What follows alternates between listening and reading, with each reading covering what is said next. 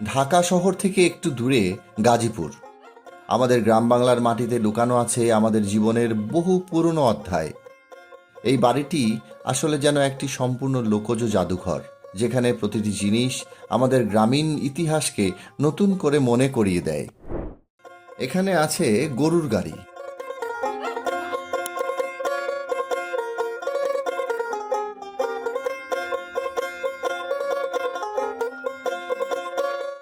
আছে ধান ভাঙার ঢেঁকি,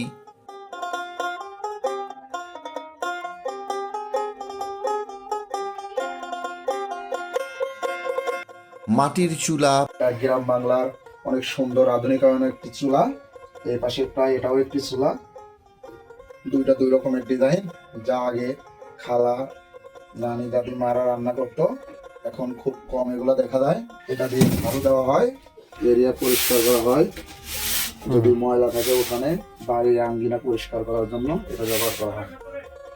যেন সময়ের পথ ধরে হেঁটে এসে এরা দাঁড়িয়েছে আমাদের সামনে।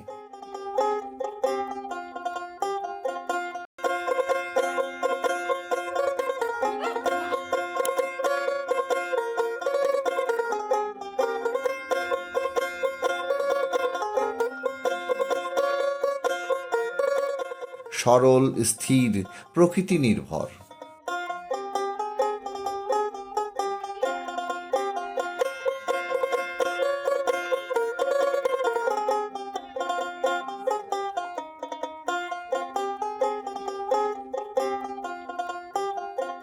বাড়ির সামনে পুকুর পাড়ে হাঁসেদের ভেসে বেড়ানো,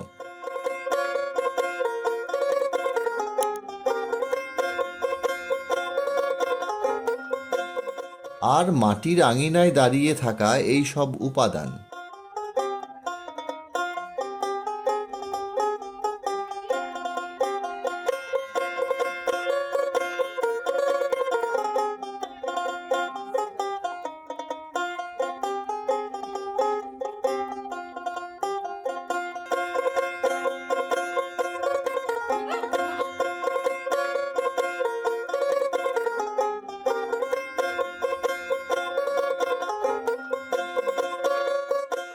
সব মিলিয়ে হয়ে উঠেছে এক জীবন্ত লোকজ দৃশ্যপট।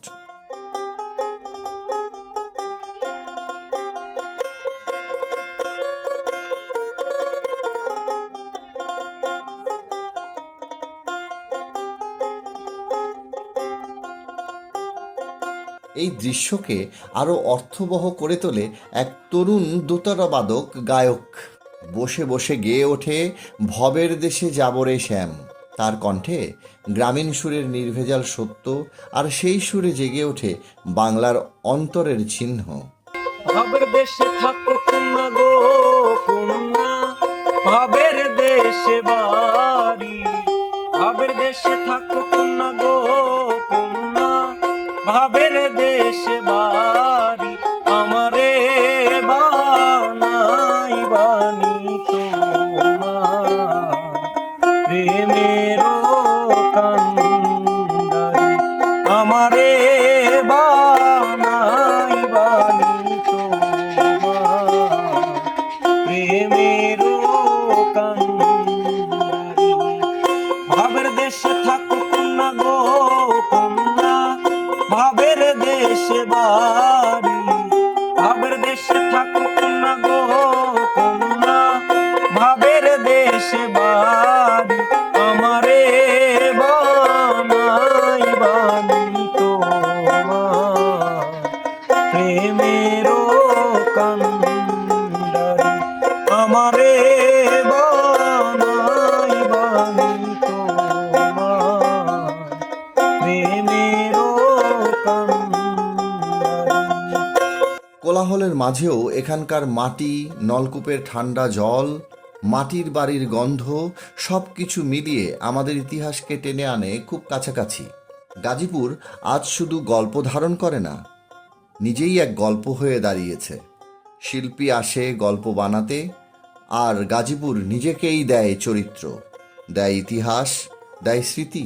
শিল্পের ভেতর দিয়ে, দৃশ্যের ভেতর দিয়ে কিছু কিছু শেকড় এখনো বেঁচে আছে। আমরা কি সত্যি সত্যি আমাদের শেকড়কে ফিরিয়ে আনতে চাই, নাকি শুধুই শুটিংয়ের ফ্রেমে বাঁচিয়ে রেখে সন্তুষ্ট থাকব?